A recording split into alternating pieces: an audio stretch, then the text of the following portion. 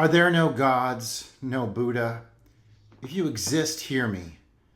You are mischievous and cruel. Are you so bored up there that you must crush us like ants? Is it such fun to see men weep? Enough! Don't blaspheme. It is gods who weep. They see us killing each other over and over since time began. They can't save us from ourselves. Well, my first thought was like something to do with like Greek or Roman stuff, and then I was like, wait, they say Buddha, so it's probably more Japanese. Okay. Seven Samurai. Close. It's a good guess.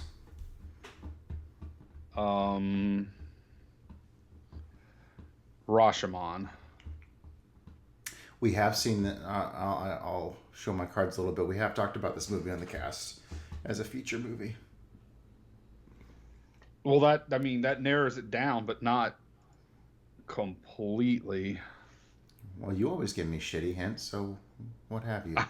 Well, I mean, yes, because you have to hints. I wasn't getting on you for it. I was just making a statement. It's okay. So it's one we've done on the podcast. As a feature movie. Indeed. Very existential.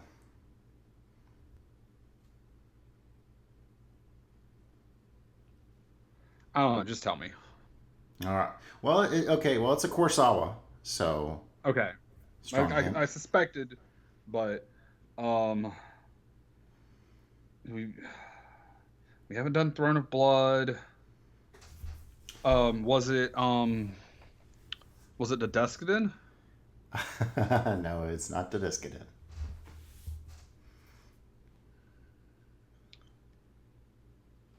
High and Low?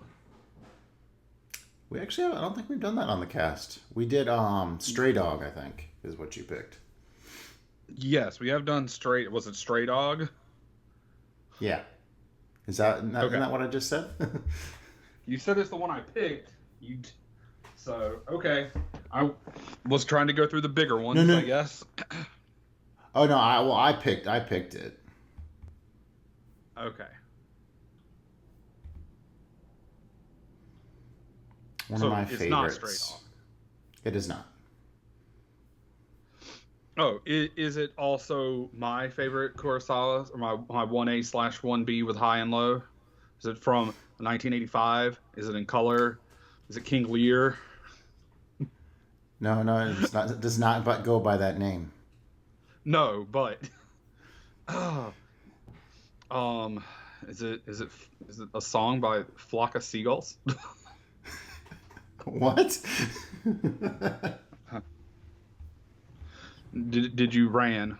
And I ran so far away. I ran. Yeah. Yes, it's ran.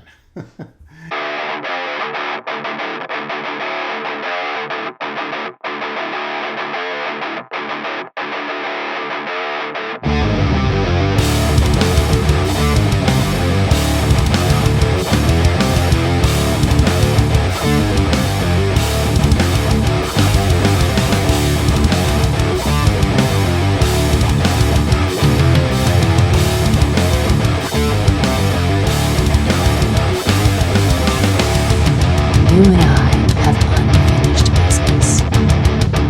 Oh? And what's so stinking about it? Non mi piace il feeling.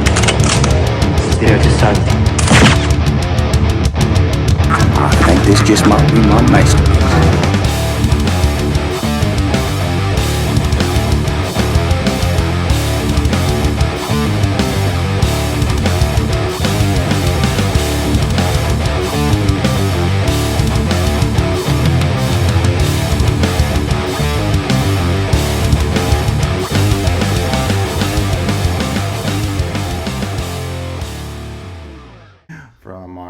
Kurosawa. Welcome to the Average Joe's Myth Club cast. This is Justin.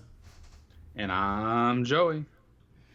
Several years ago, I wrote a review about how overrated I thought the classic Vietnam film Deer Hunter was. And ever since, I've gotten flack all about it on the letterbox. So it's time to see if Joey agrees with me, or if I was just in a rotten mood that last time I checked out that Michael Cimino movie. And then after that mind-blowing drama, see what I did there? We will chill things out for some accutainment with the debut of Aka Entertainment. Accutainment. Sure. With the debut of the Barton Bellas in their first movie, Pitch Perfect, from a couple years ago. A little bit more than a couple at this point, but yes.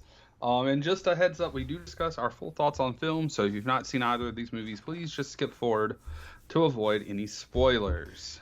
And if you want to be a part of the Movie Club cast, just hit the subscribe button, leave us a comment. We'd like to hear from you.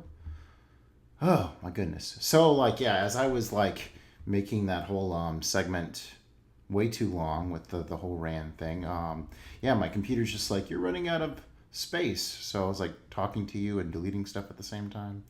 So we do not want to run out of space, because last time I flirted, I used to do that. That's when the whole thing used to freeze up on us back in the day. So we do not want that. So make it no freezing up. All right. So it's a movie podcast. Let's talk some movies with the good, the bad, and the ugly.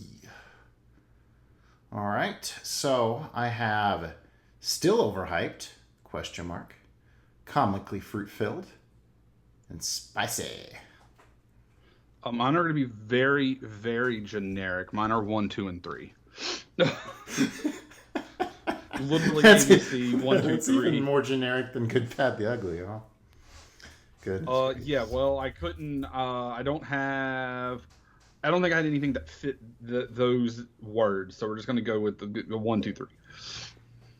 All right. So, why don't you tell me about your first movie there, Joey? All right. It is one of the most gorgeous movies I have ever seen. I know what it is. Yeah, you probably. It's also do. Kurosawa. Yeah, it is also Kurosawa. Yes. So I sat down. Last movie, and boy, there were some just insanely beautiful shots in that movie. I don't know if it was the most beautiful, but it's definitely up there. Remember what your favorite chapter was? I think it might have been the first one, because it's the one there you get the shot, and it's what's on the cover of the Blu-ray, or the Criterion Blu-ray, and you have that mountain and everything. Okay. And so that was really great. There was the end, one of the last shots where they have the river and it's flowing over the leaf or a tree or something. Was also really pretty. It was a little weird in spots to see CGI in a Kurosawa movie, or special effects. Especially seeing as they're also 35 years old, 34 years old, whatever. So, but did you overall, recognize Scorsese in there? I remember seeing that his name was on it, but I didn't recognize him anywhere. I don't think. I think he plays I recall. He's like a painter or something who's peddling his paintings at one point. Or is it? Okay, that would make sense. Isn't there a chapter where they go into a painting? Yes, there is a chapter where they go into a painting, and that is one of the most beautiful scenes as well, because they go into that painting and the countryside and the bridge and just everything there was astounding. If you're looking for a coherent story or something, this is not the one for you, because it's not coherent. It's all different parts of different dreams that he's had. But each one's a little small, its own little story, and like I said, it's just so beautiful and full of color, and it's definitely worth watching. And something cut my throat. Cool. I think the one I remembered most is Something to do with soldiers, maybe like stone soldiers or something. There was a scene with some soldiers, and they were like trapped in like a valley full of snow or something. Oh, okay. Yeah, and they were trying to get back to like their tent or whatever. So, but yeah, no, that one was definitely worth checking out. Like I said, tell me about. I have to pick this one just based off of what we were just talking about ahead of, previously, and that is Spicy. All right, all right. Jennifer Tilly, I believe her name is, in Bound. I watched the Wachowskis' first movie. It's kind of a lesbian romance noir thriller kind of deal. Joe Okay, that's a Pantaleone's lot of- in it. Go ahead. That's a lot of it's erotic and noir and this and it's like there's a lot of And genres going in there. It's kind of a bottle movie too because it's yeah. So this Jennifer Tilly, she's boyfriends with this mobster. He launders money, and so she wants out of that life and hook up with a pretty saucy contractor lady who's like doing work in their building or whatever. And so yeah, they get pretty frisky and they want to go after the money and And yeah, I it's think it's Gina good. Pretty Gershon, right? Is that Um, right? Is it? Yeah, I think that's the other lady who stars in it, and yeah, very visceral and like there's like some mob scenes where they're like torturing people in bathrooms and like you can like hear them through like the toilets, like the vibrations and the pipes and stuff, and so some good stuff there. A lot of good style, good thriller, and all the sexy stuff. I mean, you might have heard about like going into it. That's all front loaded, so that's nice for those audiences. But yeah, it's a pretty good mob thriller. Okay. That's actually so Carl and I have been doing recent this Criterion edition. huh? There's a recent add to the Criterion collection. Oh, was it? I didn't know that. Mm-hmm. Well, actually, I have a copy of it that I got in one of the mystery boxes, or I picked up Okay. at the secondhand store or something. So Carl and I are doing doing a random movie shuffle for most of the movies we're watching right now, unless Okay. like our friend Brooke is over, and then we're just showing her all sorts of crazy Asian movies and shit. But that one is going to be in the list for when that's like I've already made the list for when we finish the 10 that we have and start over, and that one's in the list because it's been on my shelf and my radar for a while. So all right. Should we watch Speed Racer? Oh, should we watch Speed Racer? I mean, I've never seen no, the I- Speed Racer movie. I need to rewatch it, but Oh, I always ask my kids, and they're like they're never into it for some reason. But I heard that's a pretty dazzling visual fiesta. John Goodman.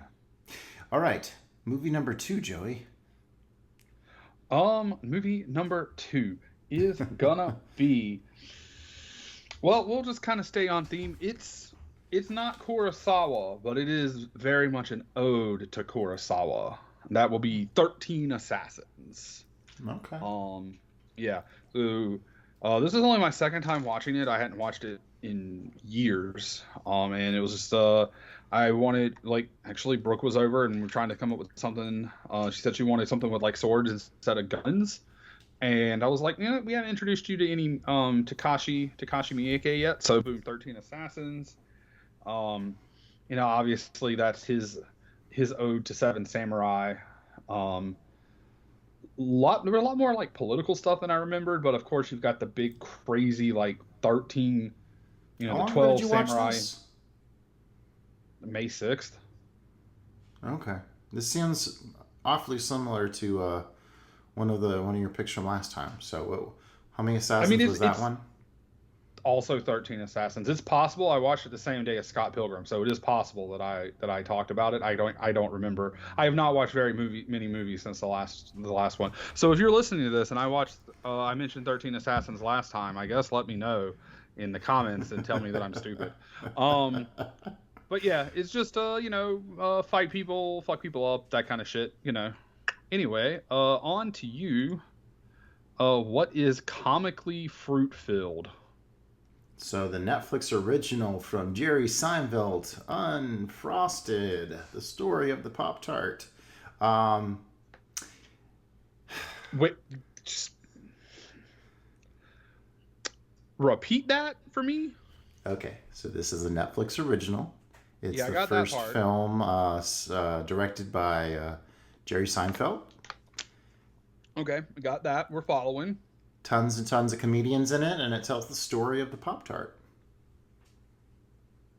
Okay, Yeah, yep. that sounds So, like something that would be on like the History Channel, but okay. well, they make it ridiculous. So yeah, it was the big battle between Kellogg's and Post, and I think I watched a few videos like before I watched this to kind of get this perspective of what this all was all about, and I think Post had come out with like the Country Square or something first. But obviously, Pop Tart has a much better name and sold much better, and is the iconic breakfast staple it is today. So we know who won that little bout. But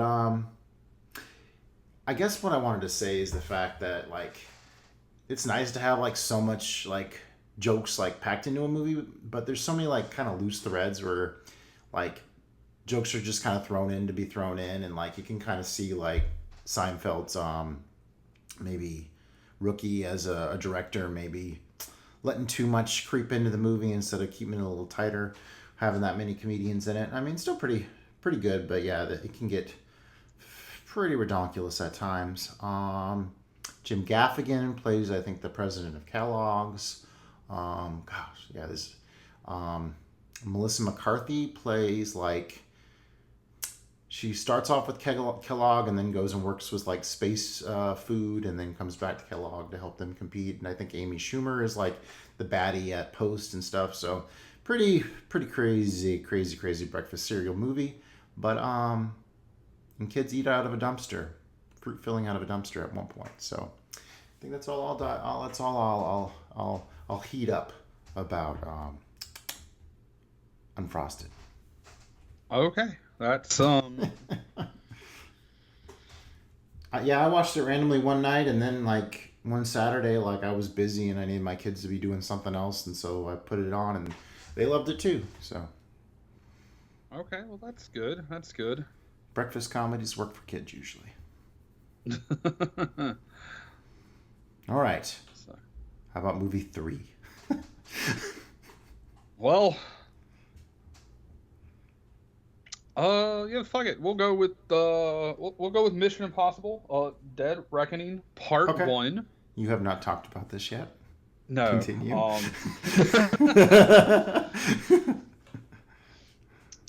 Well, look, I only had a handful to choose from, so yeah. We so should spice this up for next time. Maybe we should like pick each other's. Yeah, that could be interesting, huh? Oh, What do you yeah, wanna maybe hear so. about? Well, All right, also to be continue. to be fair, we are recording this like several hours earlier than usual, and I literally finished eating and sat down, and you called me. So Hey, we're switching roles for once. How about that? you're the one prepared. What the fuck? Days So in advance.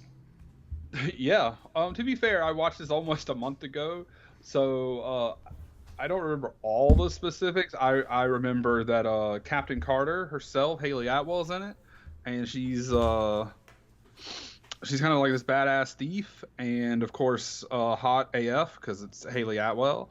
And I remember there was like a crazy train scene at the end, which was pretty awesome. And there was just scene in a couple of airports, some cool fights. I mean, it's a Mission Impossible movie. It's a big dumb action movie. It's definitely. I thought if you were a just fan, logged this. So you watched it like a month ago? I watched it on May 9th. Oh, okay. Yeah. Yeah, I guess it's It is- June, so. It is. I have not watched a movie until today since my birthday, which was the 16th. So Okay.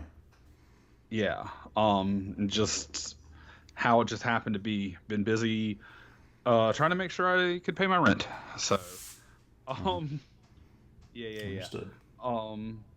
Yeah, no, if you like, those kind of movies, I definitely say it's worth checking out. I know a lot of people, I guess, didn't like it as much when it first came out, even though it made a lot of money, and they're not gonna call it Mission Impossible: Dead Reckoning Part 2, apparently. So I don't know why they haven't changed this to just Dead Reckoning, but I mean, it has a literal direct sequel, so coming in the next, I assume, year or two. I remember that one being pretty fun. I think there's like some kind of AI bad guy, and so I thought that was lame. Definitely liked Fallout more, but it was. Yeah, there was the bad guy was like a sentient, like a computer, like, yeah, an AI that had gained sentience kind of, and had people working for him, and they had to, like, yeah, it was a little crazy. So, all right, I guess tell me about, is it still overhyped, question mark. All right. So I did have Garfield here because I went and saw that in the theater, and while they nailed the fact that he's a lasagna eating cat, they have him go on this really stupid adventure that reminded me of Secret Life of Pets 2. And so not as happy with the Garfield movie. It's definitely not the cartoon. Did you watch the cartoon growing up? I did. It was actually one of my favorite cartoons growing up. I don't remember like a ton about it outside of like John, Odie, and Garfield and lasagna, but I did watch a lot of Garfield. Yeah, John is way too nice in this, and Garfield's not sarcastic enough. I missed like whenever he was played by Bill Murray a couple years ago in those like animated and live action movies.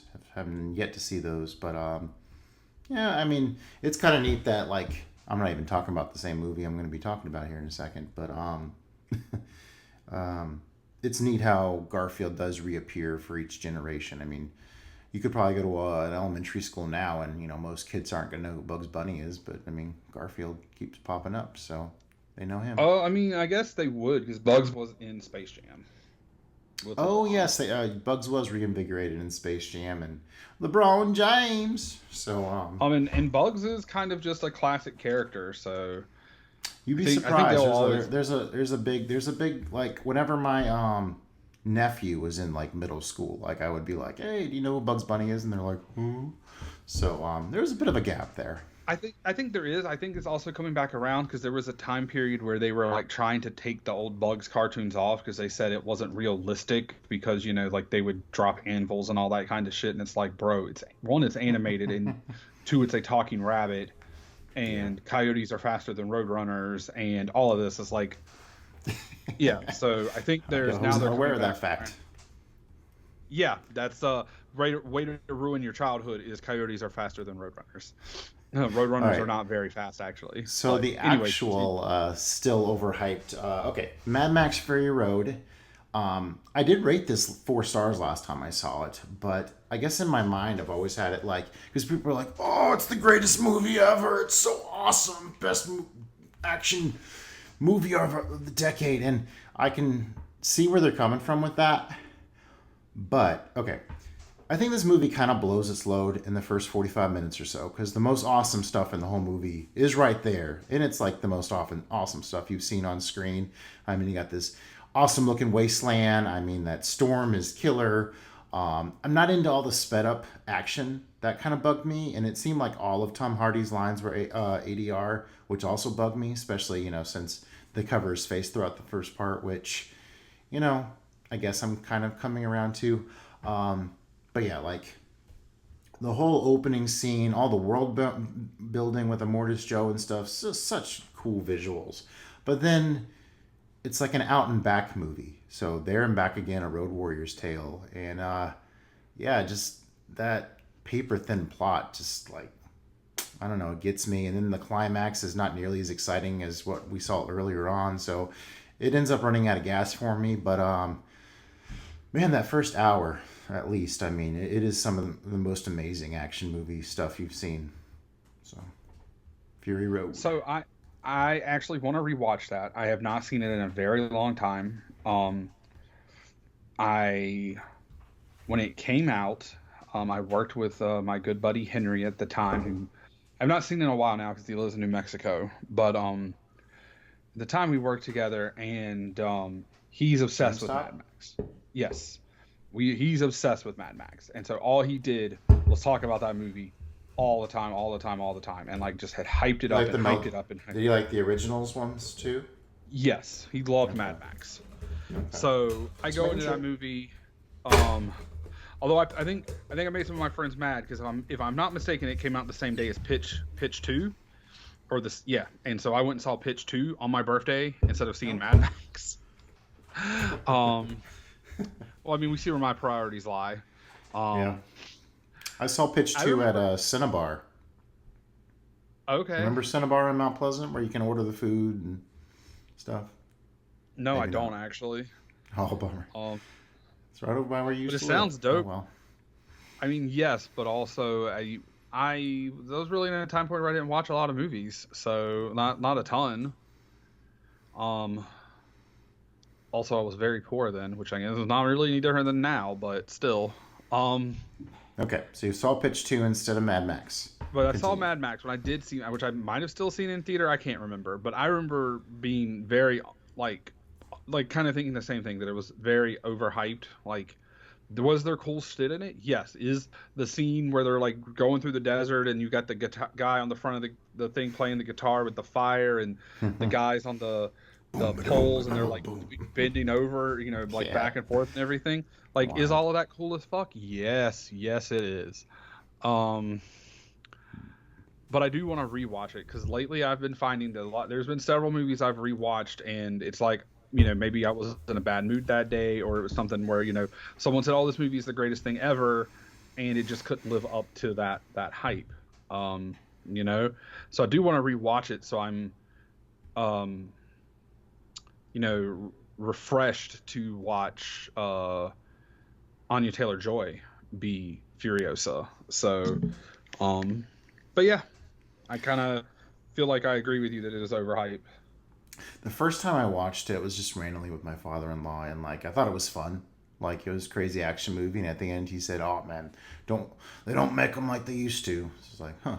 And then the second time I watched it, I had it on 4K, and then listened to all these people saying, greatest action movie ever." And then I kind of looked at it from that lens, and yeah, the story just doesn't do that justice. So, but this time, cracked a few cold ones, had the boys watch it with me, and yeah, we had a decent time. Yeah, like, if you want to say maybe like spectacle, because there's a lot of crazy stunts and spectacle in there, and I'm kind of okay with that. But to say that it's the greatest action movie when, like The Raid exists, which we have talked about on this podcast, and some other kind of, just crazy movies, like, I mean, real, like, we want to talk like the first Guardians of the Galaxy, or Thor Ragnarok, or some of the bigger Marvel movies. Those are just the same kind of big action spectacle movies. So I'm not going to say that it isn't, but I'm definitely not going to say that it is. All right, let's get into our feature movie one. The Deer Hunter is a 1978 American epic war drama, co-written and directed by Michael Cimino, about a trio of Slavic American steelworkers whose lives are upended after fighting in the Vietnam War. The three soldiers are played by De Niro, Christopher Walken, John Savage, with John Gazelle in his final role right before he passed away from cancer, and Meryl Streep in a supporting role. So I want to say right here that I feel like this description is very misleading. That is an epic war drama. It almost feels like there's three separate movies in this movie. Okay. Like the first part up to the, leaving work to the wedding, through the reception, going hunting, like that's one movie. Mm-hmm. And then Nam, and then coming back from Nam. Like, or Nam, yeah. And it just... and unfortunately, Nam would be a short film too. Yes. Because they barely there. Yeah, they're barely there. There is some fighting, but very, very little. Like to say that it's epic because it's 3 hours long, I think it is also a misnomer. But yeah, so anywho, All just right, let's wanted get to into these state fun that. facts. All right, so Michael Cimino convinced Christopher Walken to spit in De Niro's face. When Walken actually did it, De Niro was completely shocked, as evidenced by his reaction. In fact, De Niro was so furious about it, he nearly left the set. Cimino later said, Walken, he's got balls.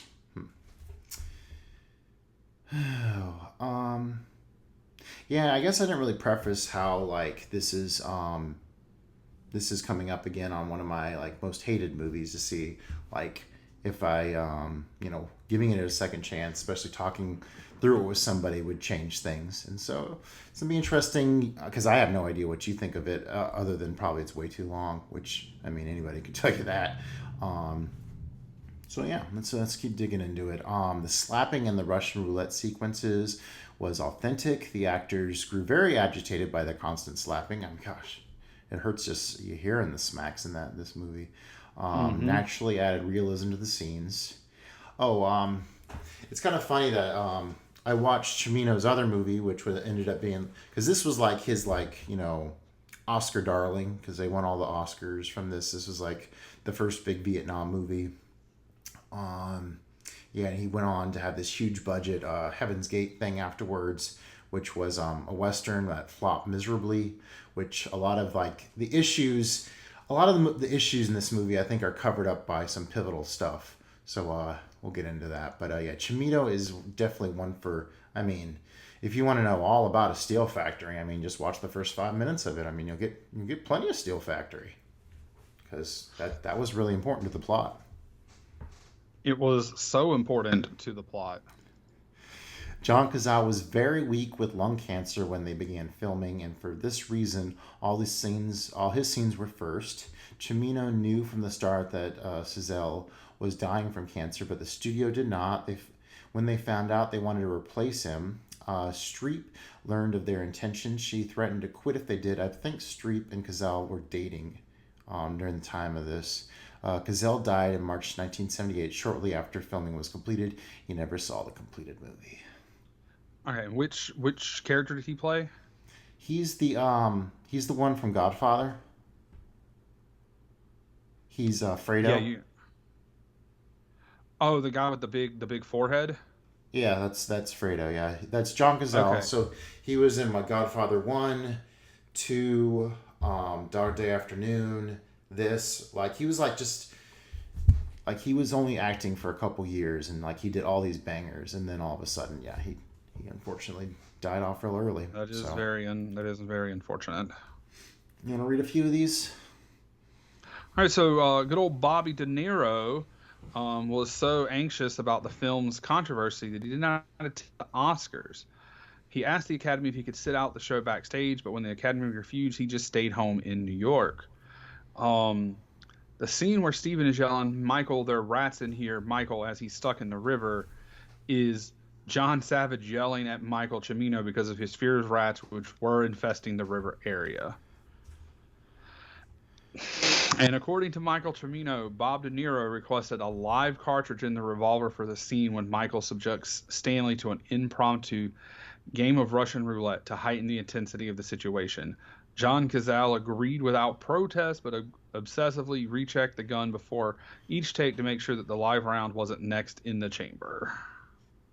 Cimino's he seems a bit of a psychopath in terms of reality and his motion. I mean, Bob also seems fucking crazy there.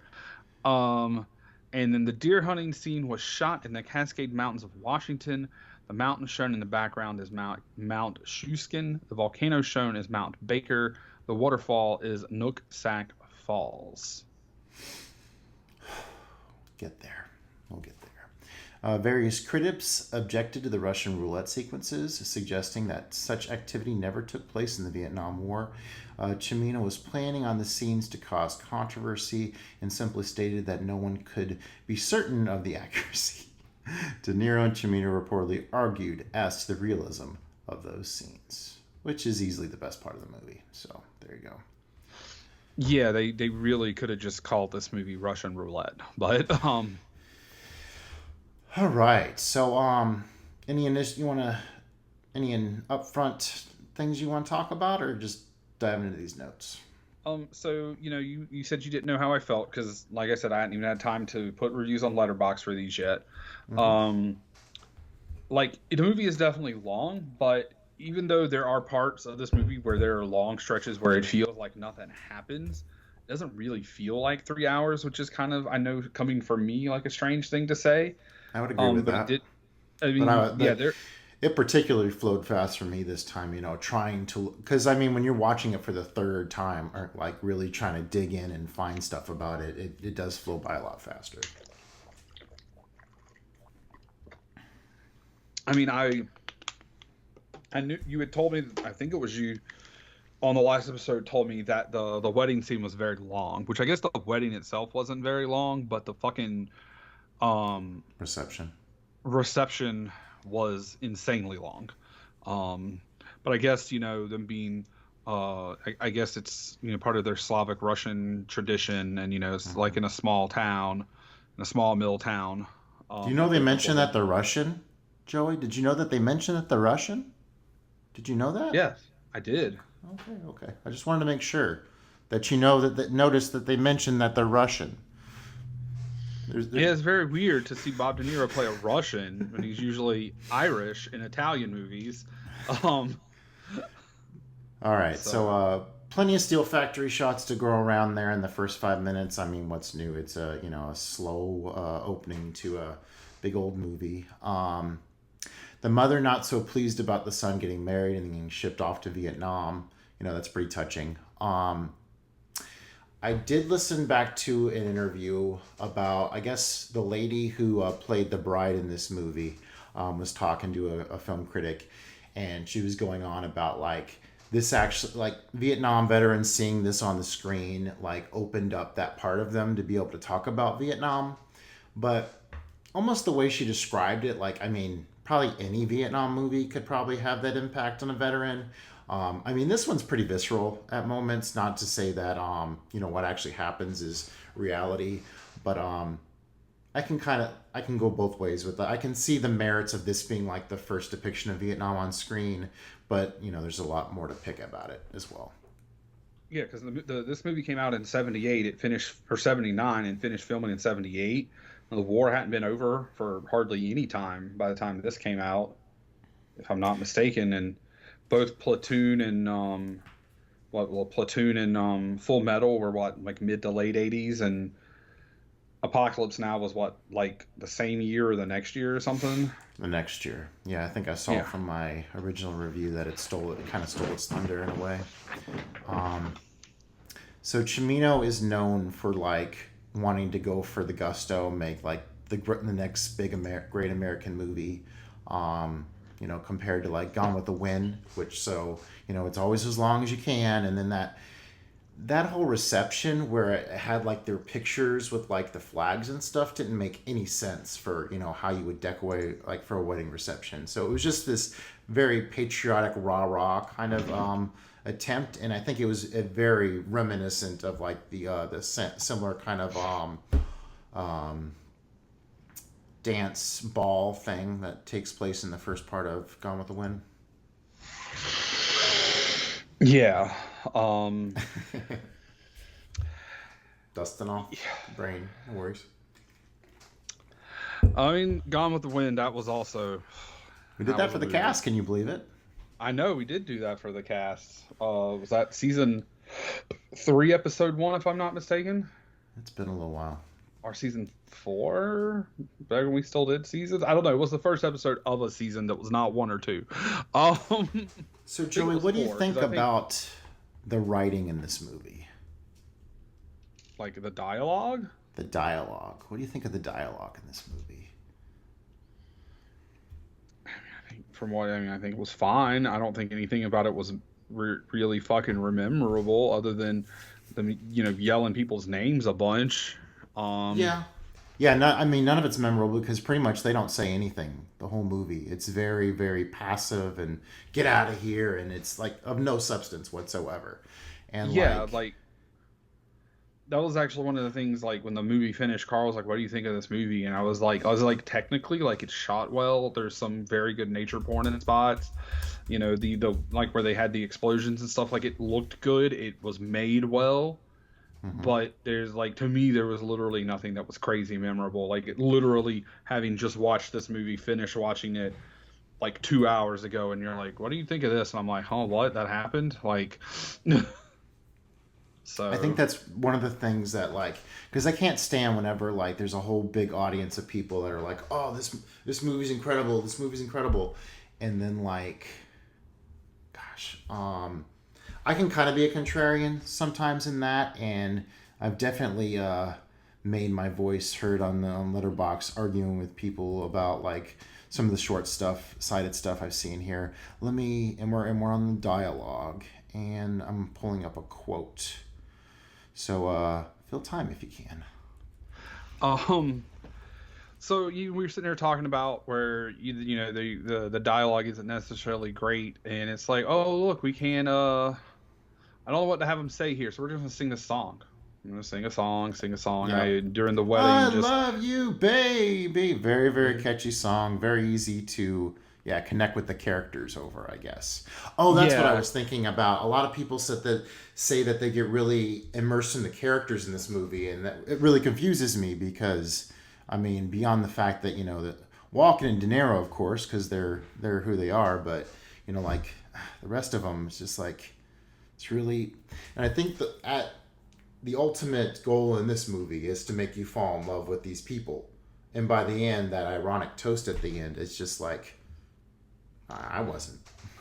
And I think also part of that is so this is a spot where if you don't want any big spoiler, you should, like, skip ahead or just come back. But so you have this long spot where De Niro loses Christopher Walken in Saigon, where they're both at that same event, the roulette event, and you don't see him for what, an hour or so in the movie at that point, until the It's a very end good of the at movie. least 30 minutes. I mean, it goes through De Niro's whole, like, tour of, hey everybody at home.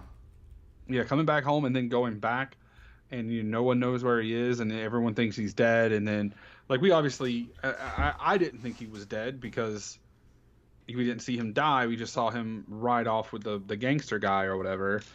Hmm. And so, yeah, for us to be, like, connected to him, like, I'm connected to Bob De Niro. He's clearly the main character. I mean, because that's who they focus on the whole time. He was the one that was who woke up and killed the dude with the flamethrower right before they all got captured, and he's the one that made the plan to get them from being in the POW camp. And then he's the one they're focused on being at home. So, like, he's the main character. Like, Chris Walken also, like, the end was so telegraphed. Like, Hmm. once he's back, and it's like, oh, well, yeah, I know what's going to happen here, and it's just exactly what happened. So, like, to like, oh, to try to make me care about Chris Walken's character, to care about Nikki, and it's like, bro, I haven't seen him in an hour, like, in this movie. He's just been gone. Hmm. And you had a long period of time where you didn't see, was it Steven? Because we didn't know where he was too. So, like, you see him, Bob De Niro puts him on the hood of the South Vietnamese soldier's car or whatever, I guess, to take him towards the hospital, and then you don't see him for a long time as well. So it's just, how are you supposed to be connected to the other characters? Let's see here. Do you recall the "This is it" speech that De Niro does in this movie at some point? Where did it take place?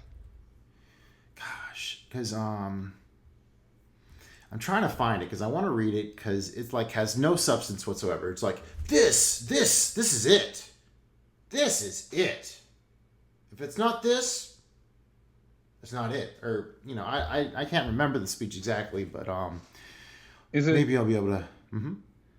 was it where he was? Because I remember him, the thing with the boots where he got on the one guy about the boots and never being prepared.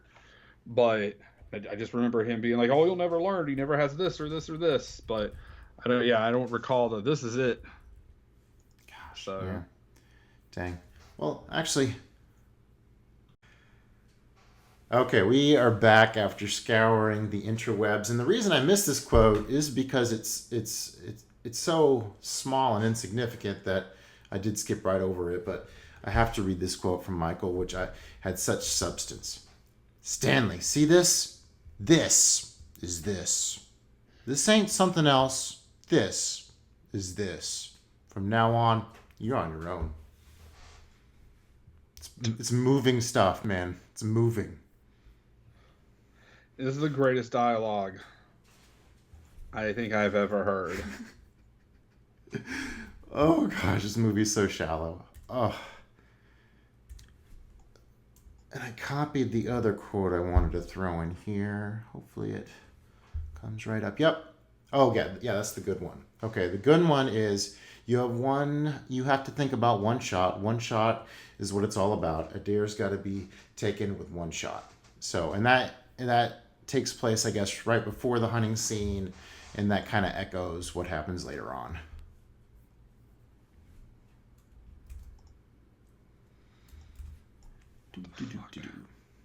What's wrong, man?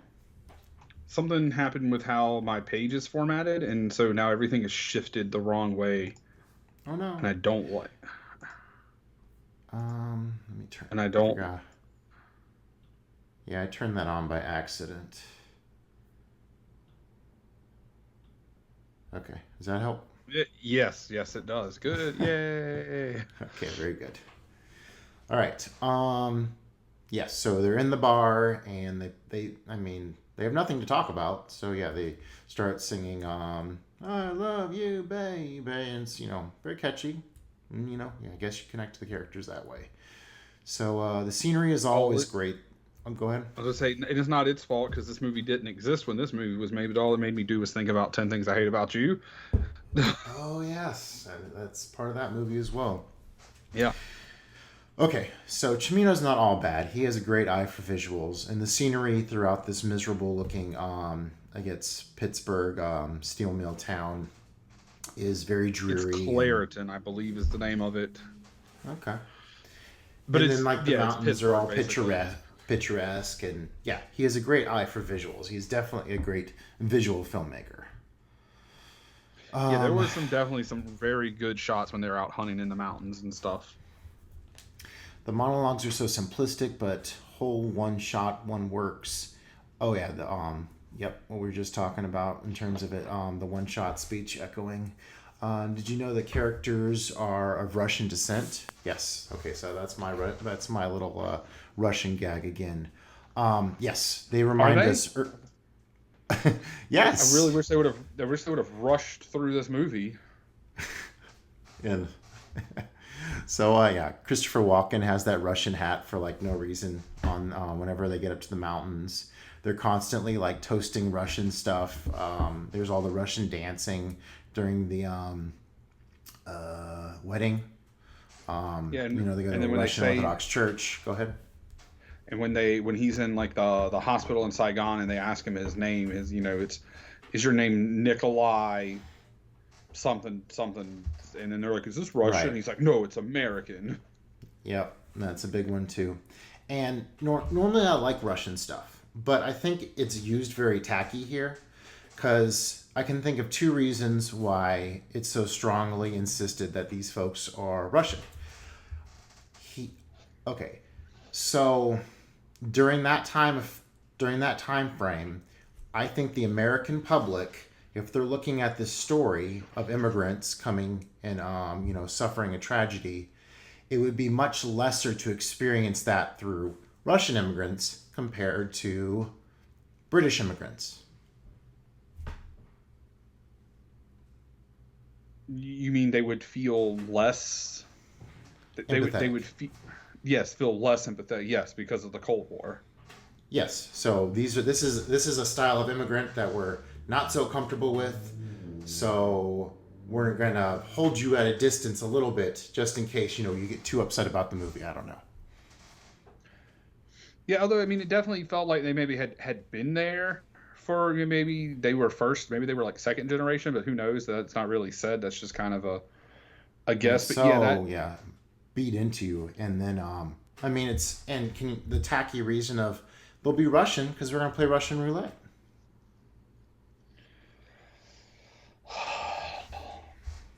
we can skip to the next movie now. I'm done.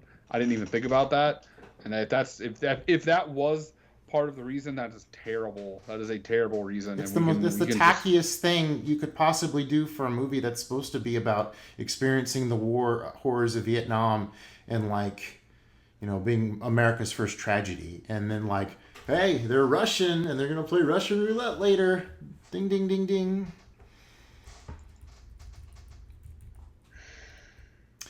Okay. Fucking tacky. Lots and lots of dancing at the wedding as the wedding goes on and on and on. The guy sings the same song from the bar. I guess they were saving on the money royalties bill or something. Probably, yeah. That was a unique scene. The singer's all grabby with John Cazale's gal. Like he's like all grabbing up on her ass. Like, whoa. And so he has to stand up for himself. Yeah. But then he punches her. Oh, yeah. Yeah. Yeah, he doesn't punch the dude. He punches her. Because I was like, what the fuck?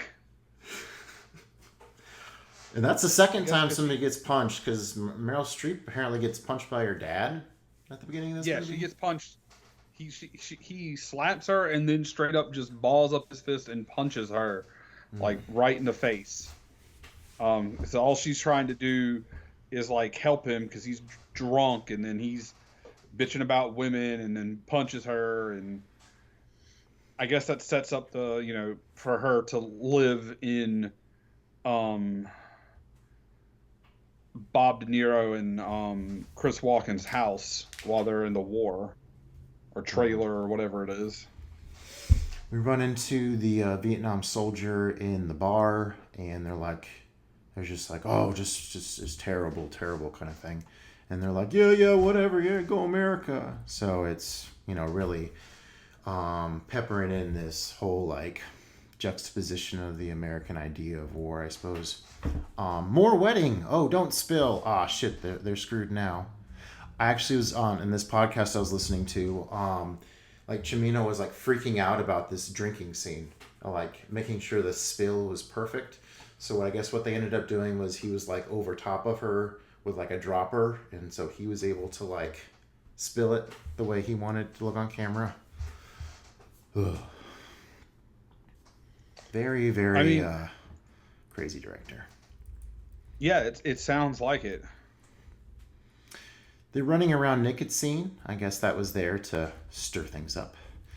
So instead of a honeymoon, the guy's going on a hunting trip. I mean, when you go on the hunting trip, like, before the wedding, you would think as like a, I don't know, bachelor's thing, but no. Right after the wedding, they're still in their tuxes and stuff. They're going to go on a hunting trip. Yeah, well, I guess they don't have very much time between him getting off work, the wedding, and then them all leaving. Go to Nam. For Nam, yeah. And they could, well, we'll get there. Yeah, I think the dialogue stinks. They're just, like, hassling each other the whole time. It's just, like, I guess it was kind of funny at first with the whole, like, the guy takes a piss and then they take off. Okay, as like, a dude who's, like, lived around a bunch of other dudes, like, did you think that was funny? Not really. But I have some friends who would have thought that was funny, but that just, it didn't do anything for me. Okay. Yeah, I'm not seeing how we're really building this relationship, as they're basically just bickering at each other the whole time. Yeah, the car zooms off. And then he hassles him about the boots because John Cazale goes up to the mountain. He's never prepared. Yeah, they don't go to the mountains of Penn. They go to the damn mountains of Washington State. So, yeah, I think that's also pretty tacky. But it's supposed to be Pennsylvania. Yeah, obviously. In which they have mountains, the Appalachian Mountains, but they're not the damn Cascades or whatever we actually see in the movie. I'm not sure if it was the Rockies or what. Yeah, it's definitely not the Appalachia. Um, I mean, they got some good shots there. At least there were some good shots. So what about they're trying to get some food and this dude is like dipping. He's got bread and bologna and then a jar of mustard and like dips the bologna in the mustard. And I'm like, okay, he's gonna like use that kind of like a spoon to put it on his bread and the bologna. And nope, he just eats it. And then the other dude takes a Twinkie and just sticks it straight in the mustard. Gross. Gross. Weird Fucking scene. gross. Oh, lots of calling each other faggots as they hassle each other. Oh my gosh! So this is the first time I've noticed this in the hunting scenes. Did you happen to notice the very heavenly music that goes and goes and goes until we see the deer? And I guess this is as close to heaven as we're going to get, Mr. Chimino. Vaguely. Yeah, vaguely. Oh my gosh, like I always remember that being like my favorite part, but like this time like I was like watching this movie on my laptop and with like some headphones and I was just like, "Oh my gosh, this like heavenly music is like redonkulously loud." And yeah, it's just like shaping like this journey to God kind of thing, which is bizarre. But at least it looks pretty. Yes, and then it just switches. They just go straight to Nom with no segue. Oh, but just but let's not forget that they play a little piano in a bar and drink and start to follow. And then we're in Nom. We're in Nom now. yeah, no leaving on the bus, no going through basic, no, nope, just in Nom. Here you go. And at not least just- this few moments in Nam is amazing with this unfortunate incident where like I guess a Viet Cong blows up a bunker of women and children with a grenade, and then De Niro like fries him with a torch. Yep, 2 war crimes simultaneously. The explosion right before that with the helicopter, like bombing that town or whatever, village, was a good explosion. And then you see the Viet Cong. He opens up the bunker, and I thought it was like a soldier from the place that had got bombed, and was like, "Oh, I saved the women and children." And then he throws the grenade in there, and I was like, "Oh well, shit! All right, this is taking a turn." And then you see the other lady with her baby, and Bob De Niro tries to save her, but he doesn't save her, but he does kill the Viet Cong. He does fry him alive. Michael Cimino can do an action scene. I can admit that he can do some action scenes. Does him in Heaven's Gate And then too. again, and then there's a couple more explosions, and then all of a sudden, boom, they're in prison. Yeah, all of a sudden we're In on like a a river water and we're prison. looking at a little hut thing, and now we're on to the whole roulette thing, which, I mean, you can't deny this part's intense with them all screaming and all upset about, being captured and then being forced to play this game a 50-50 chance with your life. I mean, obviously, it's the writing's on the wall. I mean, basically Chimino's just like, okay, this is gold. Let me just fill the rest of this up with whatever I want to make it 3 hours long. Yeah, I mean, and you get the scene where he's like, "There's only you're what did he say? It's where they push and decide to make it 3 bullets in the chamber when it's because it's down to just Bob and Chris and or Nikki, and I cannot remember Bob De Niro's Michael. That sounds right. Yeah, Michael, and then Nick got married. Or no, Steve got married. Steve got married, and Nick is Christopher Walken. And he was going to marry Meryl Streep when he got back. Right. Yeah, because they were just like hard making out at the movie or at the wedding. But yeah, so he fakes him out by getting him 3 bullets because that's what he needs to shoot his way out of there. And he's like, you got it. And he just basically, it's no good. There's no bullet in there. You got it. And he clicks, and then he takes the gun, and instead of shooting, pulling the trigger on himself, he shoots a couple of the guys, and Chris Walken grabbed an AK and helped clear up the rest of them, and then they got Steve out of there, and because he was in the water prison. Yeah, that was pretty rough. Wouldn't want to be in there. I do just feel like they kind of floated on the log down the river for a little bit too long, and then that whole scene where they get rescued, like it's like that Kind bridge is half rickety. rescued. Yeah, the bridge is rickety as fuck. I don't know if I would have taken my chances. And Chris Walken gets in the chopper. They a chopper finds them, and he gets in, and the other De two are Niro like, and Steve are like hanging on for their lives on the bottom, and they and fall. then and they're trying to get him up, and Bob's trying to use his legs to help lift him because the other guy is so weak, and they both fall into the water, and Steve landed on some rocks and broke his leg very badly. I guess both of his legs very badly. Doesn't Michael early on tell Nick that he won't leave him behind or something?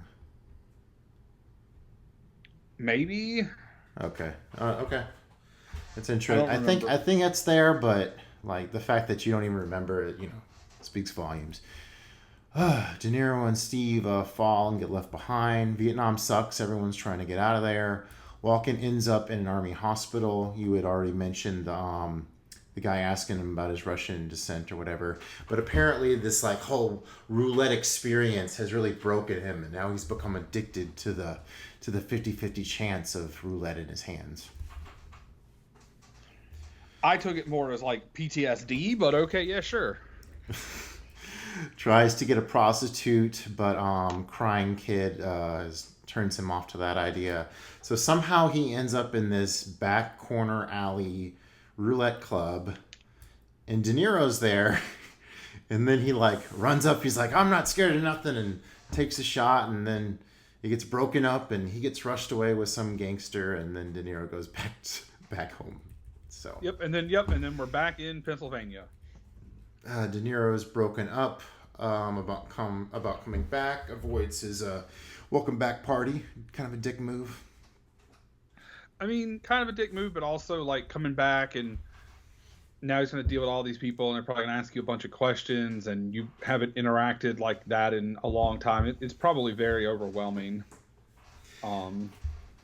So he loves Streep and he wants to be with Streep, but the fact that like she still has Nick on her mind, makes it so he can never like. He has to go at least and like try to get Nick back. Yeah, because she's all like, "Let's comfort each other," and he's like, "Nah, fam." So yeah, there's still an hour left of this movie. So as we continue on, all those ladies fawning over him in the grocery store. There's a few times where De Niro gets some winks from the ladies. They're Russian. They're gonna toast Russian, Joey. Did you know they're Russian? No, I actually thought that they were Australian. Sleeping with Streep in a hotel. He only wears his damn uniform now. Yep, that is. Yeah, he did wear the uniform a lot. All the time, except for when he's hunting. I guess that would have been not good. Oh yeah, then just fucking idiot. They're out bowling, and his ball gets stuck, and he's just like, he just goes down there and tries to get his ball, and he gets stuck by the pin machine.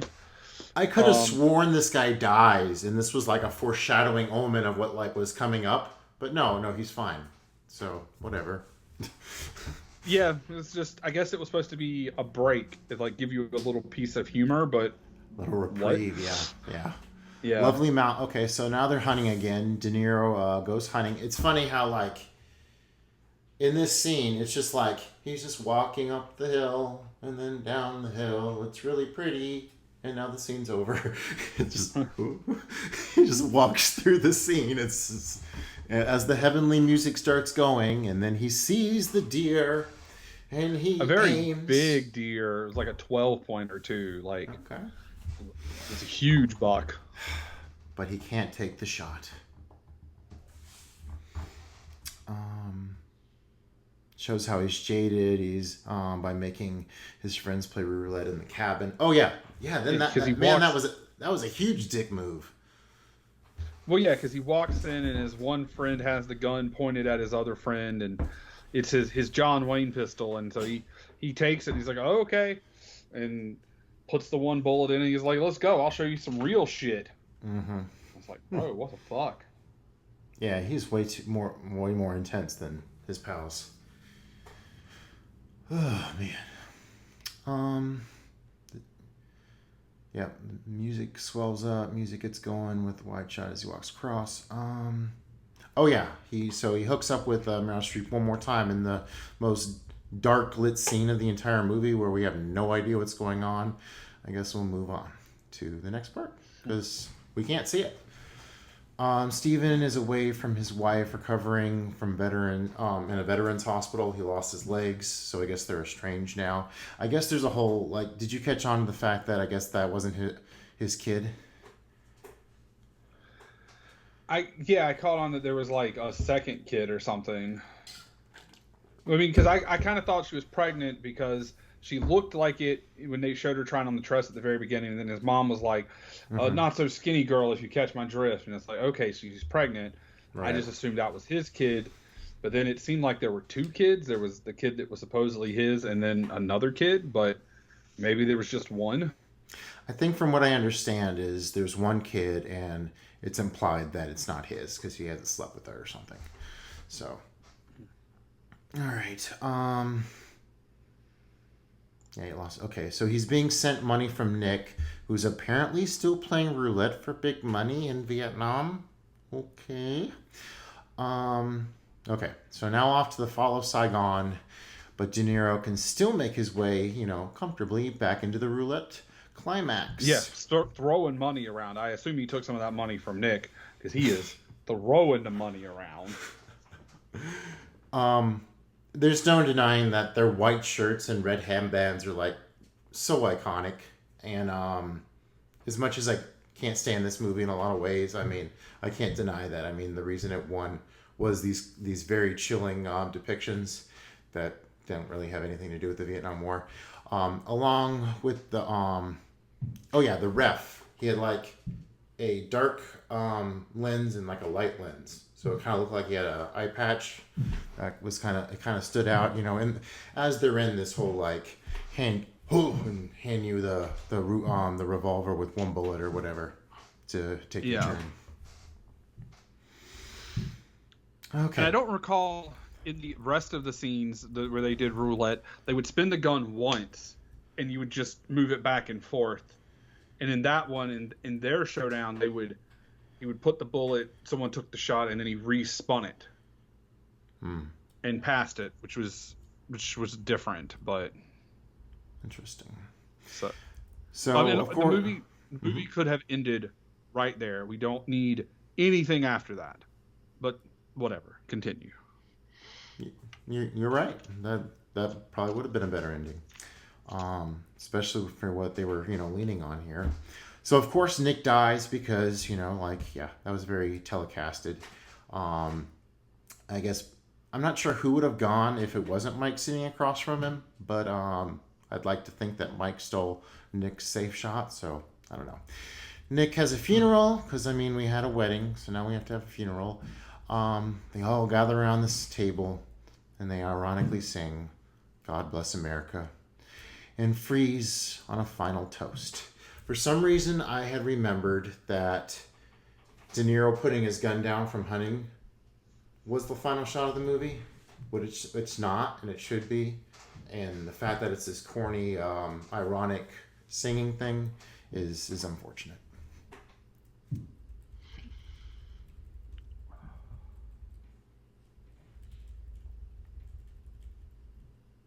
All right, what's your verdict, fam?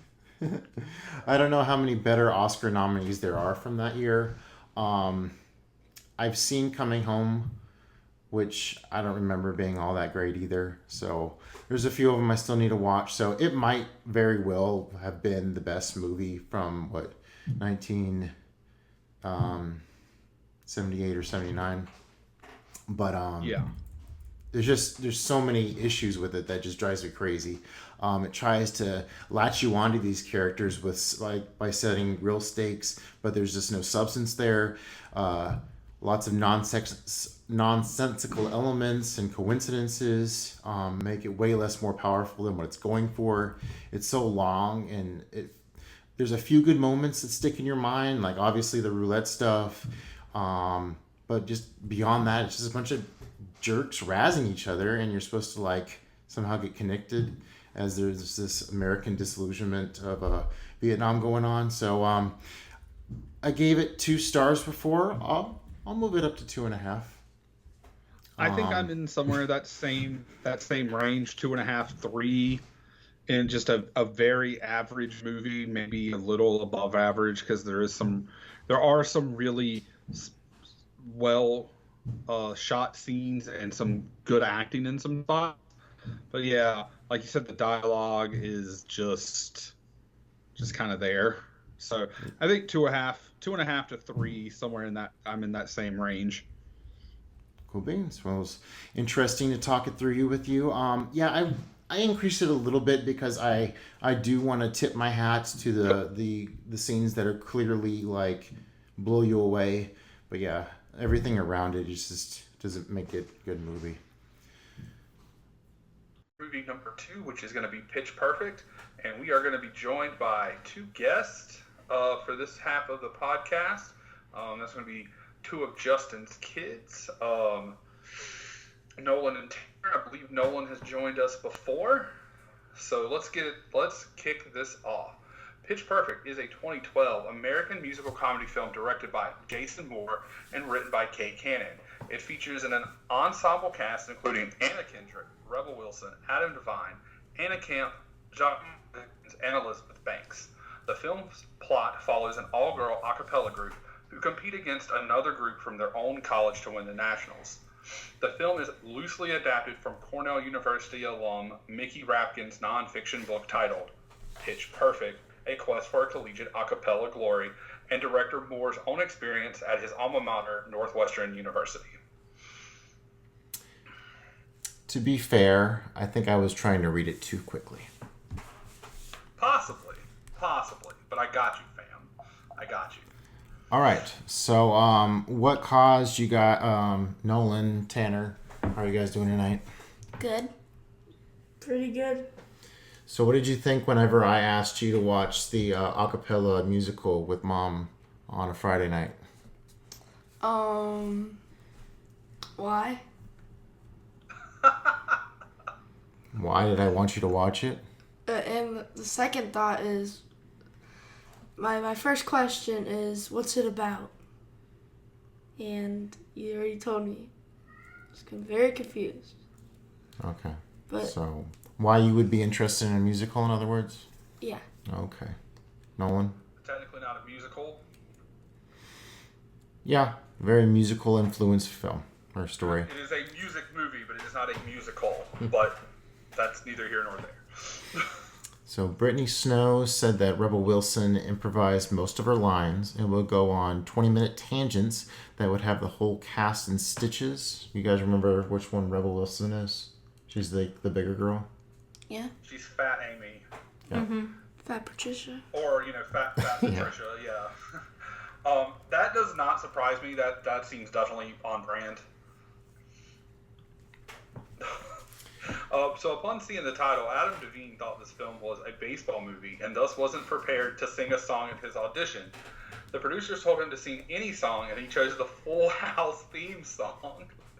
They were impressed when he was hired as the role of Bumper. That's fantastic. Fantastic. Bumper. Yeah. Crazy name. My first thought about the movie was baseball. Because pitch. There's a pitcher. You thought that too? Okay. Yes, versus, pitch in your song. Yes, but that's fair. The storyline between Bumper and Fat Amy was not in the script. Basically, they were flirting and improvising on stage and going for each other. So apparently it turned into a relationship in the script. Okay, their scenes are pretty funny. Especially throwing a burrito at 40 or 50 miles an hour down the road. So Elizabeth Banks and John Michael Higgins filmed all of their scenes in one day. Believable. That's some good stuff, but pretty brief. I guess the only thing they'd have to change is the whole set for each big performance. Well, yeah. They're just the announcers, so right. They just change clothes a little bit and hair, I guess. Mm-hmm. So Anna Kendrick and Brittany Snow are completely naked while filming their shower scene. Now you know. Okay, well, I mean, now you know. So in that scene, Brittany Snow's character goes, "I'm okay with all of this," and now having seen the horror movie X, where Brittany Snow plays a porn star, I can understand why she was completely okay with all of that. So that was pretty funny. The song that Becca performs at her audition, Cups, Miss Me When I'm Gone, is a combination of a children's rhythmic percussion game played with drinking cups with a song that dates back to the late 20s and early 30s. The song and the game were first combined in 2009 by the British group Lulu and the Lampshades. Anna Kendrick heard this version and decided to include it in her audition scene. Were you guys familiar with that Cup song before you saw the movie?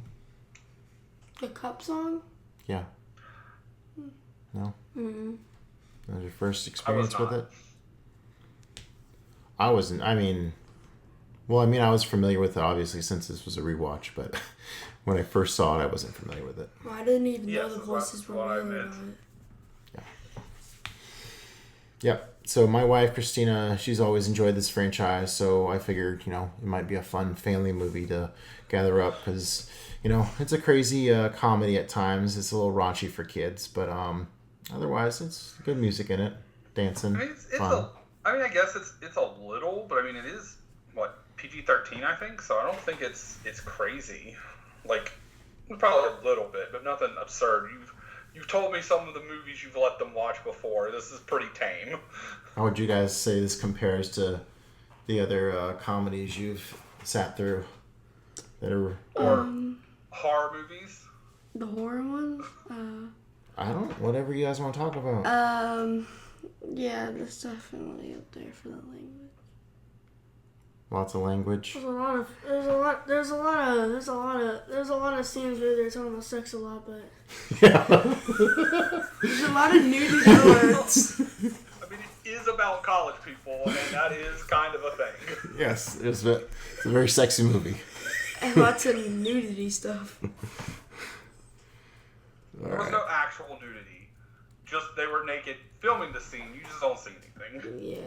So towards the end of the movie, it finally becomes clear why this version of I Saw the Sign by Ace of Base is getting tired. Because I guess in the beginning, we're watching it all for the first time and it doesn't seem boring for us. But then by the end of the movie, we see it for that, the third time. It's like, oh, okay, now we're on board. It was kind of clever. I love the burrito scene. So how do you feel about the projectile vomit scene at the very beginning? It's amazing. Made me nauseous. Normally, the cycle, if someone pukes, I puke.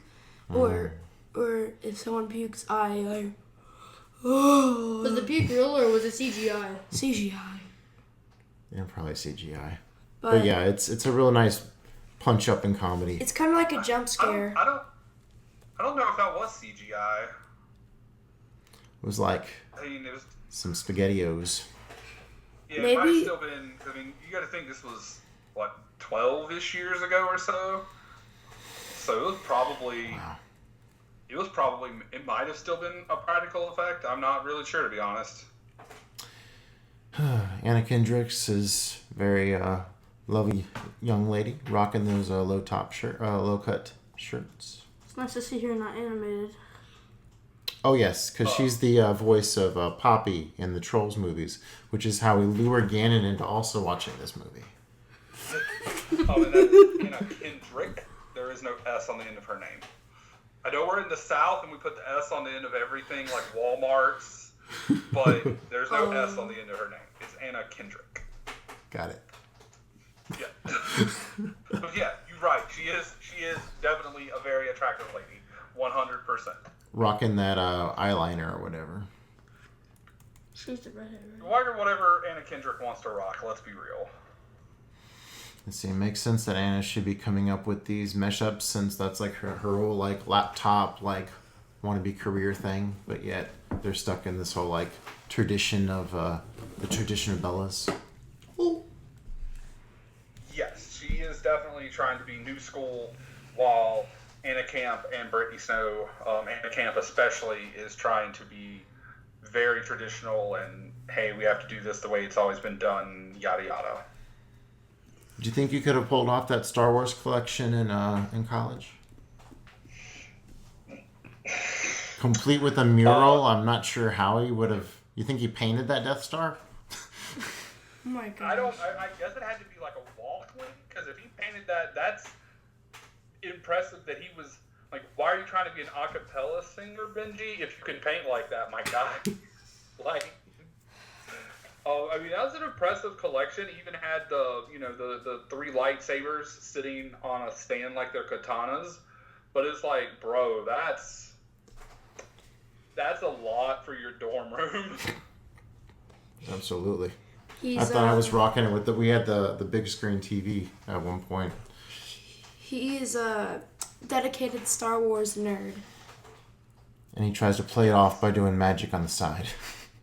Yes, I'm not a complete nerd. I also do close-up magic. It's like, yeah, you're not helping your case there, fam. Obviously I'm a giant nerd, so I have no issue with that. But still, it's like not helping your case, fam. 2 nationally competitive ACA groups from the same college? What a coincidence. Yeah, well, I mean, yeah, they could form a super group, but no, they're just going to compete against each other. Clearly, their college is the a cappella capital of American college. Any more to say about Fat Amy at this point? She has probably the most naughty words out of everyone. She's probably the dumbest one there. I saw in Carl's review that some of the comedy aged like fine milk. Can you elaborate on that at all? So there's a part where Rebecca is talking to her dad, and it's she's in the dorm room, and it's where he's like trying to convince her to like go join a club or something, and he's like, you do that, I'll pay for you to go to LA, and you could be P Diddy or whatever. And it's like, well, that hasn't aged very well with all the allegations and stuff that it came out across from P Diddy. That's the only one I remember. I remember that there was another one that I was kind of like, ooh, but I don't remember what it is off the top of my head. Maybe we'll come across it while we're talking. All right. As the plot advances, she hangs out at the radio station sorting music. The 2 characters, you want to fill me in on those names again? That would be Becca and oh shit.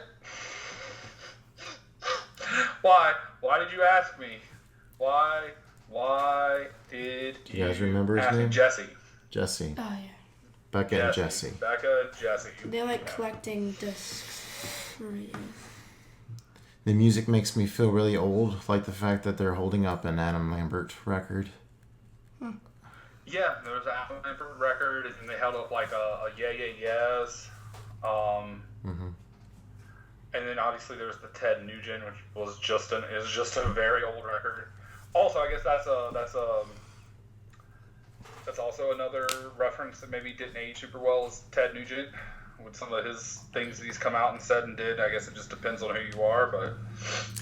So this movie is like clearly referencing like previous album art of the past. So like you guys as like new Jenners, how do you feel about like album art? Do you have any conscience of like what this was? Like I understand like the music. I know some of the songs, but the songs from the beginning I don't know. Like Joey, I mean, you're probably a big album art guy. Like, can you holler out like some of like you guys? Okay, so they know Master of Puppets. Yes, very like good. The song or like the album, Both, because we listen to it in the car and pull it up on YouTube, and the album cover comes up all the time. So yeah, so like it just depends how much you listen to, but like probably like the first. So Master of Puppets, if you're into metal, that's a very iconic album art. Kill 'Em All, Ride the Lightning, like all 3 of those Metallica albums are very iconic. Appetite for Destruction, Guns N' Roses, very, very iconic art on the cover. Waken the Fallen, Avenged Sevenfold, a little bit newer, still kind of dated at this point. Pretty iconic art. It just really depends on, I guess, what you're into. The Slim Shady LP has pretty iconic art on the front. Like I said, no, not the Slim Shady, the Marshall Mathers, the second Eminem CD. Yeah. Marshall Mathers? So it really just depends. I mean, and then there's, anything with Maiden, because they have Eddie. So, if you see Eddie, it's a Maiden album, like, almost immediately. So. Okay.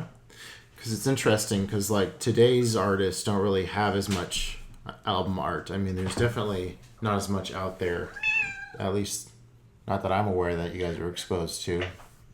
Yeah, I mean, that's a little bit coming back around because albums are coming back, like vinyls are big again, and so you're starting to see that again. But you kind of went through the wave where, like, the cover of your album was really big, or the cover of your CD was really big, and then you went in like music videos. Like, the music video was just as important as the song, if not more so, especially during like the TRL days. And then all of that kind of went away, and there are still music videos. Obviously, you can go on YouTube and what have you, but MTV doesn't actually just show music videos all day. So that's the thing that's went away. And we're kind of circling back around with vinyls coming back, that album art is probably going to be a new big thing again.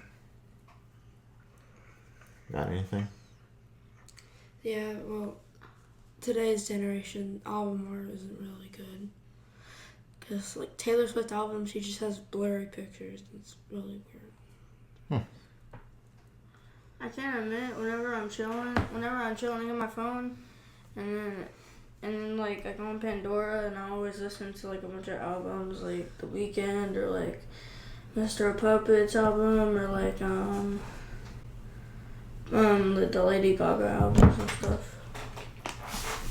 I mean, I guess another side to that is, like, back, Justin, when me and you were coming up and we were teenagers and stuff, you had to go and buy a CD. Yeah. And then you listen to if you a 3-disc changer, maybe a 5-disc changer, but you were typically listening to a whole album usually. Now it's you have Pandora or Spotify or Apple Music or whatever. You have basically every song that has ever been created at your fingertips, and you might just be shuffling. You may never even look to see what the album cover looks like. Done. Yeah. So, and then like the old like games where you had to match the notes and make the song, didn't you have to pay for the song? So you're talking about like Guitar Hero? Yeah, Guitar Hero. Did you have to pay for those songs? I think it usually came with like a first package, and then maybe there was some DLC. Does that sound right, Joey? Yes, so all the Guitar Heroes and Rock Bands came with music built into them, especially the first few. Guitar Heroes, because they were still on PS2, DLC really didn't become a thing until into the 360 PS3 Wii generation.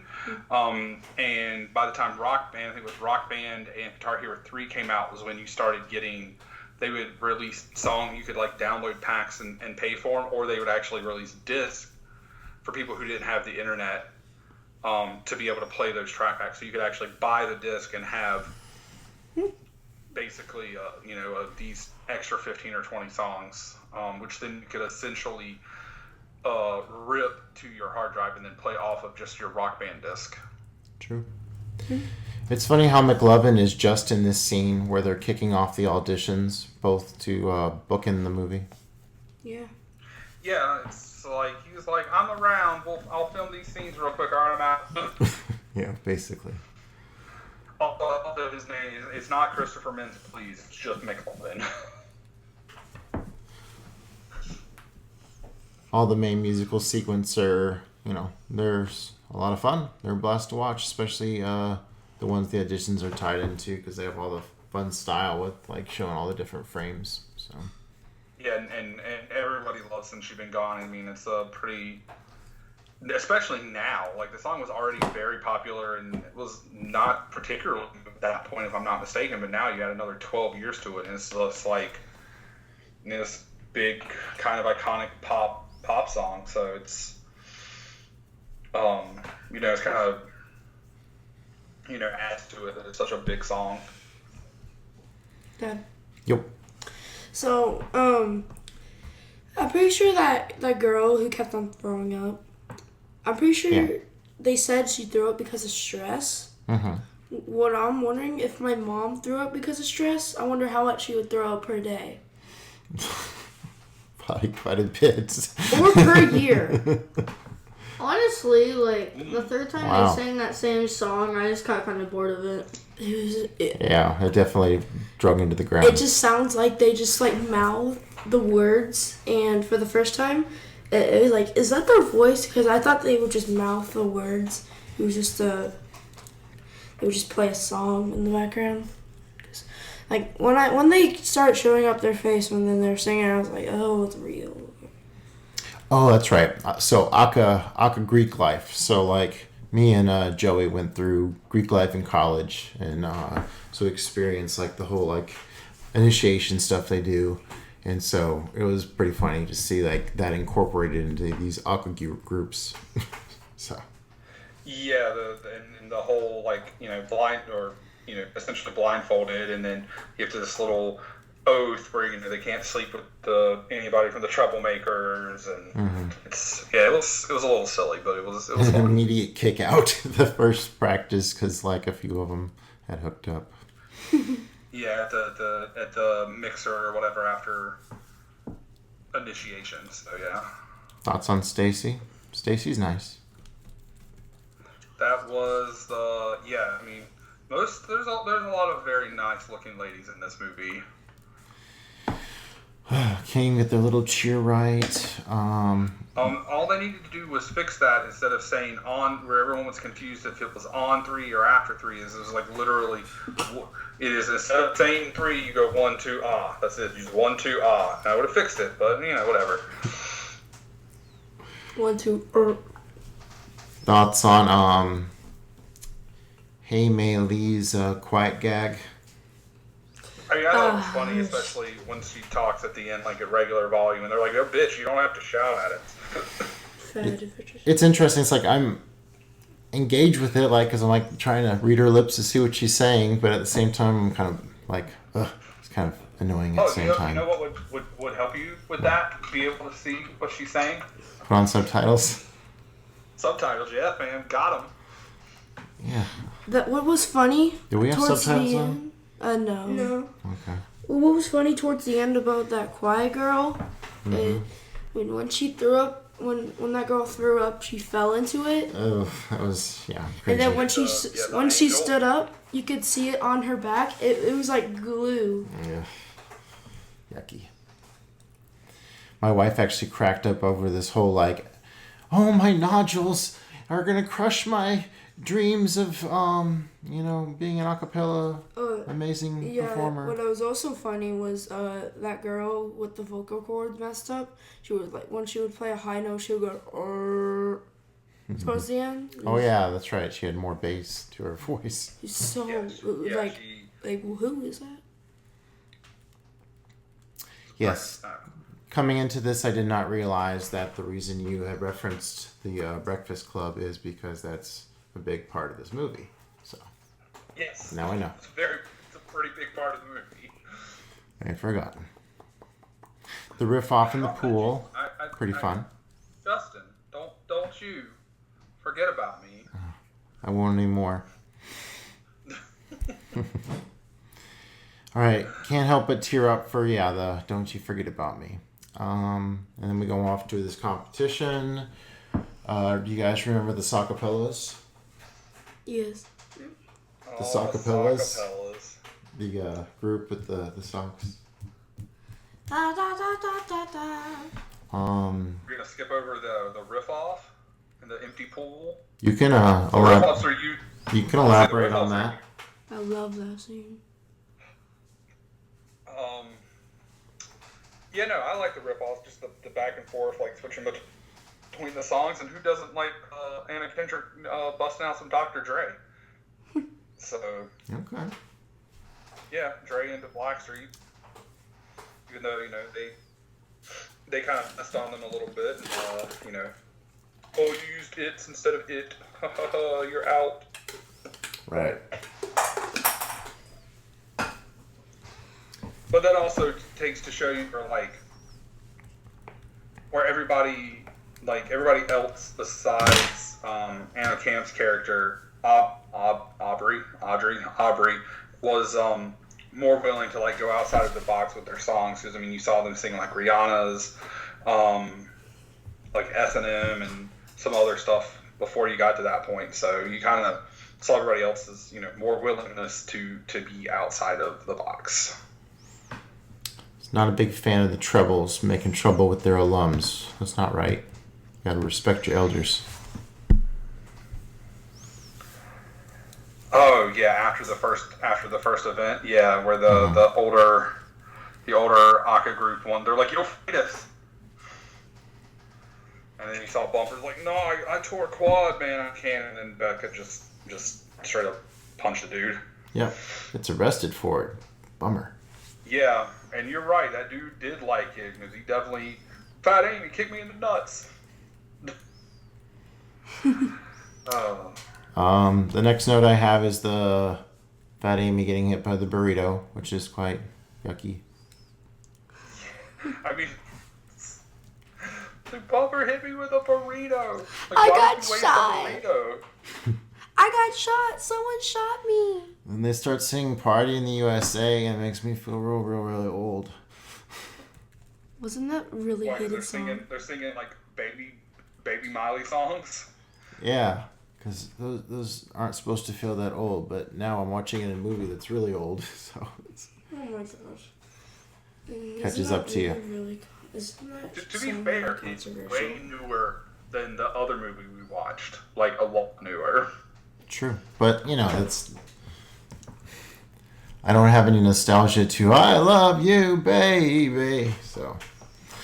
Well, yes, because clearly you didn't watch enough 10 Things I Hate About You growing up. So.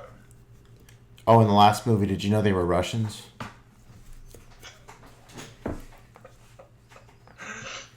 Man, no, I swore they're Brazilian. The third act slump gets into Faye. Okay, Nolan knows what the third act slump is all about. We talk about it all the time in our casual movie-going conversation, which is kind of nerdy. But Nolan, would you like to elaborate on what the third act slump in Pitch Perfect is all about?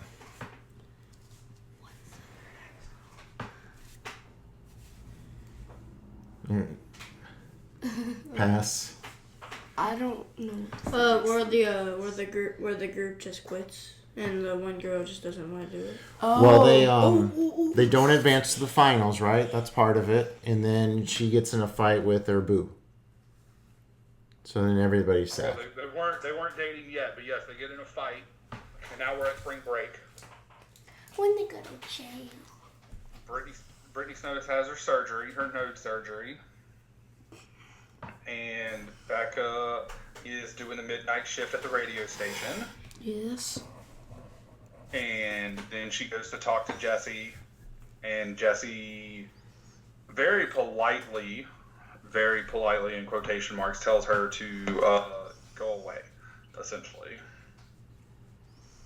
Yeah. Okay, so advance the plot, Joey. So during the semifinals, when they lost to a group that had a very, very young frontman. They made some jokes about it on commentary. And when Benji chases after Anna Kendrick, Becca, after her and Aubrey get in a fight, he happened to notice that the kid was still in high school. They do an investigation, so that puts the Bellas back into the finals, taking that team's place. Yeah, when the judge, the intercom people were talking about him being a little young, I didn't want to listen to that. Oh, it was awkward. Yeah, very awkward. With the testicles and... Oh, gosh, I think they did. Yeah, it was... Yeah, the commentators were definitely said some cringy things up in the booth. Well, Tanner's seen the entire series of Young Sheldon, and that show is totally laced with sexual metaphors all over the place. And like the other day, I was like, I paused. I was like, "Do you know what she meant?" And he's like, "Yeah," and or whatever. And like so he. But then I got to the root of it. And he didn't know what they were talking about. But I was like, "Geez, are you catching?" I was just kind of testing you with what you catch on to. Kinda was, but it was very awkward. That's I mean, part, I guess, to part of be life. fair, I mean, it is a show for adults. Yes, So, true. Like, because it's a spin-off of Big Bang, so Mm-hmm. which never had anything ever to do with any sort of sex or sexual innuendo in that show. Yep. But I mean, you got to think of it too. It's where it's like on the front of Netflix, the number one option, Young Sheldon, and it shows a little kid. So it's very I easy. guess that's fair. Yeah. It's a good show. Yeah, it's a great show. I'm still kind of catching up. I watched one episode of The Big Bang Theory, and I hear the S word, not, but the other one at least 10 times in that one episode. Sounds about right. Well, I mean, it's primetime television, comedies.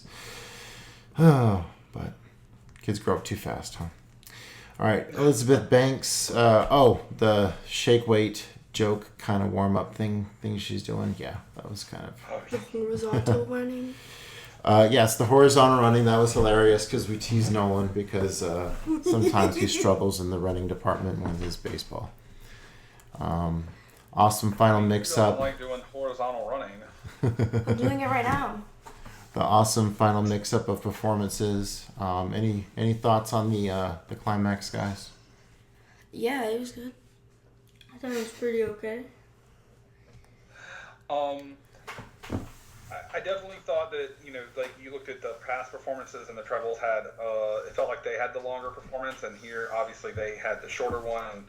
But you finally get to see Benji, because he replaces Bumper because he had to go be a backup singer for John Mayer. Yeah, lucky him. But so Benji finally gets his time in the spotlight, and then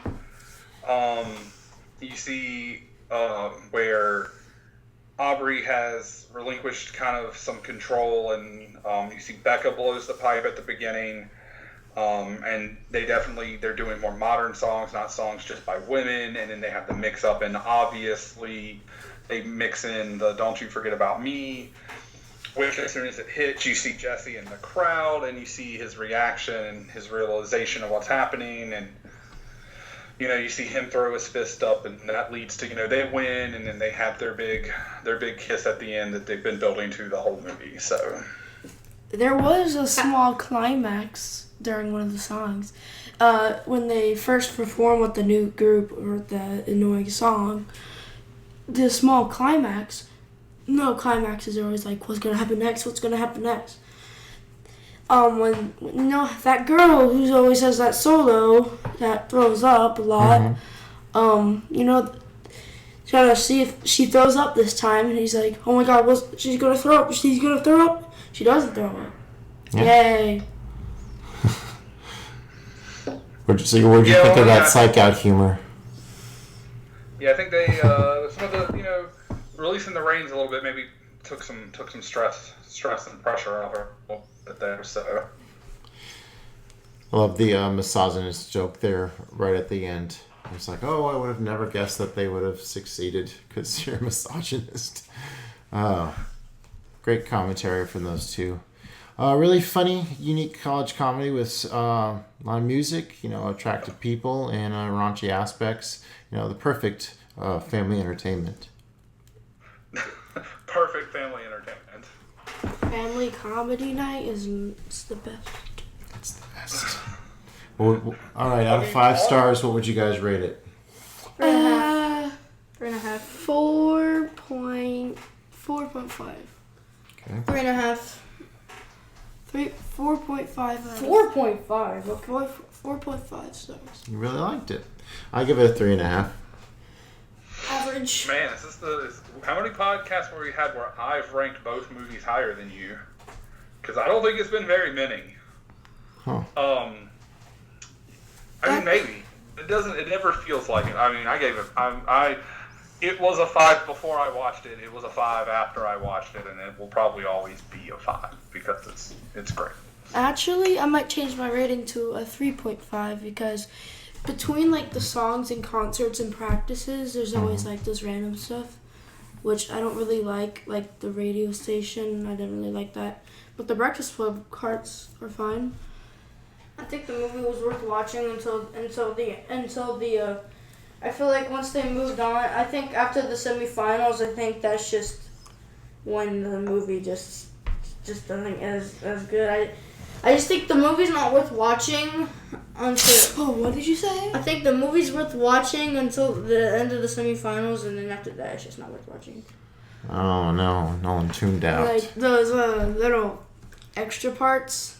It's just like they made a little. Maybe it's a movie you might need to grow into. I like I how have to go back to High School Musical. I like when Becky first meets her roommate. She's like, "You speak English?" What's that? English? That's what's that? Zac He's like, Efron movie. Well, you guys made this chat pretty entertaining. I'll ask you to mosey on out of here while I close the show, and then move on with our night. Thanks, guys. You can say bye. You can say bye. Bye bye. Yeah. Thanks for joining, guys. It was a lot of fun. Amigo. Thank you. Class act. Adios. Well, arrivederci. I am so hoping that, like, normally my gain's like way down, and so and this feels actually kind of weird too because I'm not wearing headphones. So hopefully this audio is all going to sound okay. Wow, we survived all that. This has been a ride. Has been a ride. All right. Well, we've come to my favorite part of the show. What's coming next? What's coming next? So, what you got coming next? All right. So before the episode started, I did not know what I was going to pick. I had a couple ideas, and I had an idea, and I decided that this is what I'm going to do. So we've done a couple movies that are multiple parts, where we did like whole trilogies in one episode. We did like The Raid and The Raid 2, but we did them very far apart. We have never done a movie and then its sequel in back-to-back episodes. So, that being said, it's time. We're going to do Pitch 2. Oh, okay. Dang. Everyone seemed to have a good, fun time with it, and then you can get Christina and everybody to watch it with you, and you're going to have another family movie night. Yeah, there you go. Served it right up. Hook, line, and sinker. All right. So, I hope you've no peaked. I never peek. Very honorable man. All right. So I had teased at one point we were going to go a certain way, but I wanted to change it up so you can never expect what's going to head next. But there's a reason why I talked about Kurosawa up at the top of the show. It's because I want to share a Kurosawa movie with you called Dersu Alozala, the inspiration for Yoda. Interesting. I am not familiar with this one. Yeah, if you look on my profile, I'll switch it up to where the poster comes up. There's a really sweet looking tiger movie poster to it. Oh no, I'm working on getting there. Okay, yeah. This one doesn't have a tiger on it that I'm looking at, but okay. Okay. Yeah, it's a Academy Award-winning masterpiece. Yep, it won best it's film. not the Dream Team. Nope. It this was during like Kurosawa's kind of exile. He went up into Russia and made this movie with Mosques Films. I think what's the name of that company. So yeah, he made a Russian movie, and this is it, and it won the Oscar for Best Foreign Language that year. So. Okay. Go Kurosawa. Yeah, it makes sense because there's a Russian type, like in Cyrillic side. Okay, I'm here for it. We've got It's a great, it's a really good movie. So we should have fun with that. More of an emotional Kurosawa tale. Excellent. I'm here for it. All right, and if you'd like us to answer any questions or even come on the show, just send an email to where, Joey? The Average Joe's Movie Podcast at gmail.com. You can actually go to our Facebook page and email us through that if you would like as well, or leave a comment there. You can find us on all the letterboxes. We're there. Justin's a big deal on there. I'm a peon on there, but we're both there. You can find us. So, Justin, why do we do this show? Because movies are clearly are part of our life. It's really special to us. We love them. Good night. We do. Skull Justin Jefferson. Yep, he signed. Nice.